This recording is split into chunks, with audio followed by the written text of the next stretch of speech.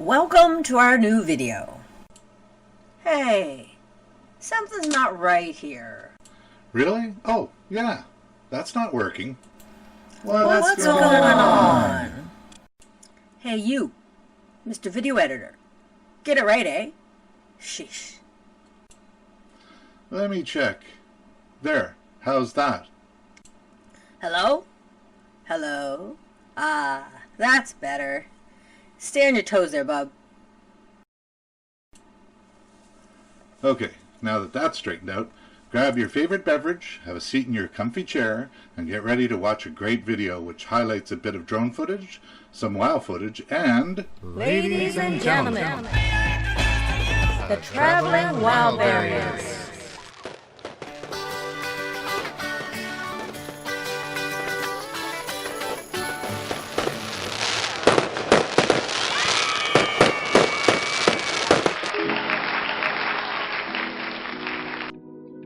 A ride to the top of Whistler's Mountain on the Jasper Skytram. Headed back to Pocahontas after our lunch visit to Athabasca Falls. You can see that lunch visit video if you click on the link in the description below, or there might even be a link on the screen.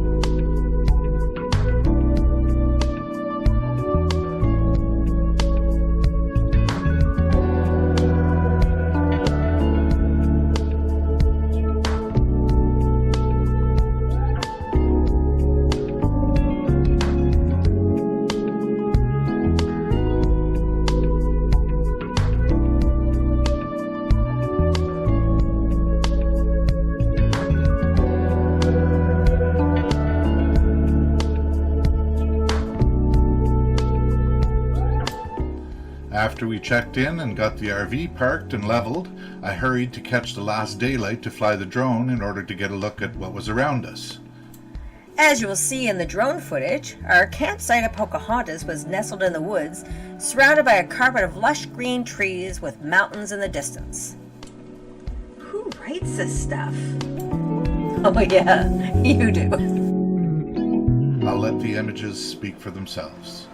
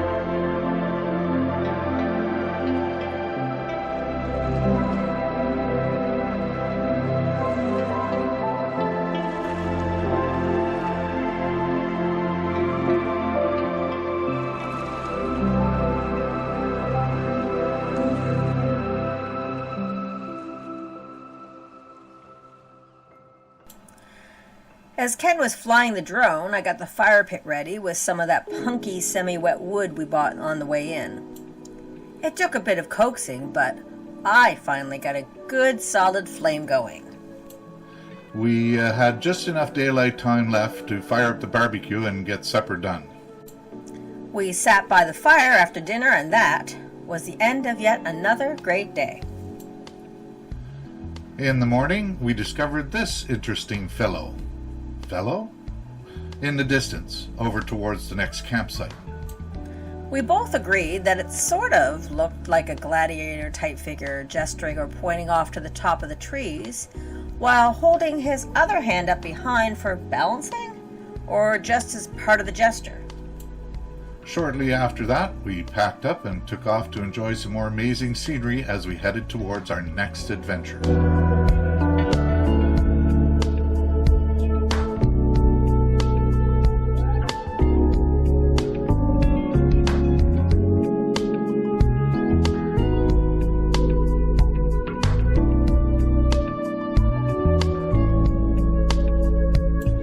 And that would be a ride up the Jasper Skytram, which will deliver us up to the top of Whistler's Mountain. We arrived fairly early, which got us a decent parking spot for the RV. We bought our tickets for the tram and sauntered around waiting for our names to be called.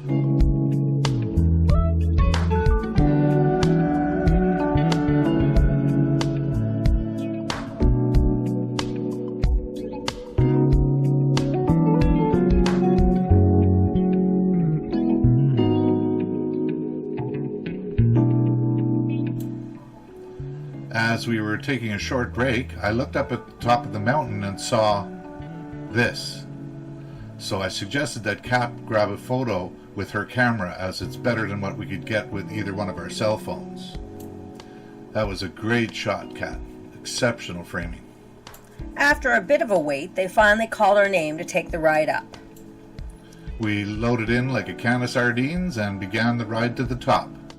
Top? Ooh. Right now we're at an elevation of 1,300 meters above sea level. By the end of it, we're going to be at 2,300 meters. So the height we gain makes for quite the view. You're in for a treat. And super beautiful up top. You're lucky you came today because we can actually see everything, which is always nice. If you have any questions, please just ask. I'll be here. But I'll talk a bit on the way up.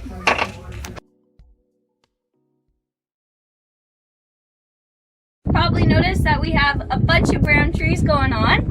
So the brown ones are actually dead, and they have been for about 3 years. So they were infected by the mountain pine beetle, which is just this little bug about the size of a grain of rice.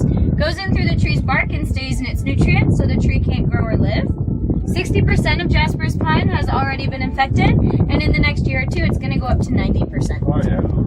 So then what happens? Then they'll all just brown up and be dead, and it will look real sad. And then we just wait for the nature to take its course. They'll fall over, and then regrowth will happen from there. As pine trees or as the aspens? I'm not sure. Okay. Whatever comes. Yeah. The trees are super old. They're about 200 years. So since they're that old, they're kind of unhealthy. They have no natural defense mechanisms against things such as the pine beetle. So we'll finally get that regeneration and biodiversity that we haven't had in 200 years. So it'll actually be a good thing. And since they've been pine and they're so close together, the sun can't get down to let the lower vegetation grow. So hopefully that'll be able to come back.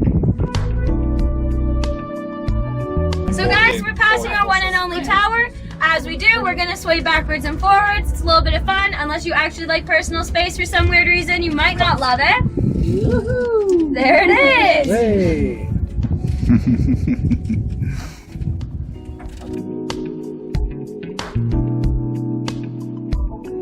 Alright, so I'm going to point out what we're looking at right now. If you look out to the left, straight ahead with the highway heading towards it, we have our Yellowhead Mountain Range. So that marks the continental divide between Alberta and BC. Now if you keep spinning your head all along here, we have our Victoria Cross Mountain Range. So as you can see, there's a bunch of different peaks on that one, and each peak is actually named after a recipient of the Victoria Cross in the First and Second World War, which is our highest medal of honor, so it's super special. Then just to the left is straight ahead, the real pointy triangular one over there. That is our Pyramid Mountain, and Pyramid Lake is down below it in front with the little island in the middle. Then if you look at the back right down below, you can see the town of Jasper. Well, if you can. Not all of you. Where I call home, that's where I live. I like to say it's in the shape of a J for Jasper, but there are so many Australians who claim it's a boomerang instead. Fair enough. Side with who you will. Up above there is our Colin Mountain Range, and then directly to my right over here is Mullane Mountain. Mullane and Medicine Lake are on the other side, so we can't see it from the trail, but they are beautiful. I'm going to let you out to my right.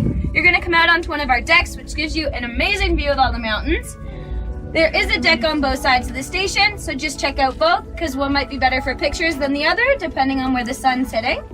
If you walk around the back of the building, you'll see a trail heading up. It's 1.2 kilometers in length, pretty steep, just to warn you. But if you make it up there, you'll reach our fall summit.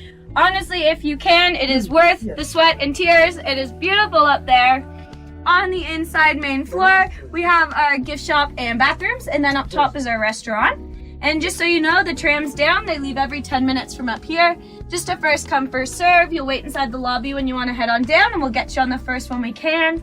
Last flight tonight is 10 p.m., so you guys have loads of time. And after that, you can take the beautiful trail we were talking about that just zigzags down the mountain. You would get to the bottom eventually.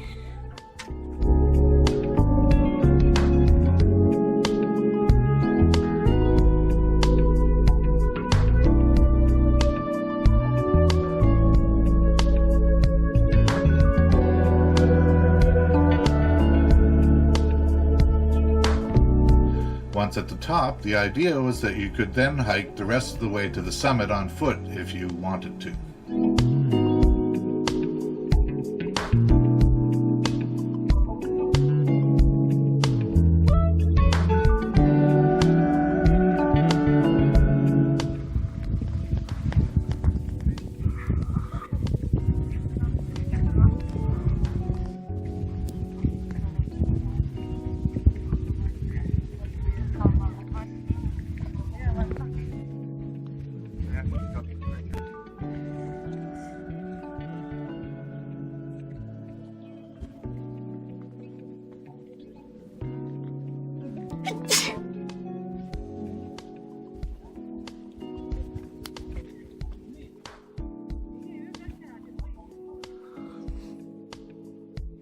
The view up here is just spectacular, wouldn't you agree?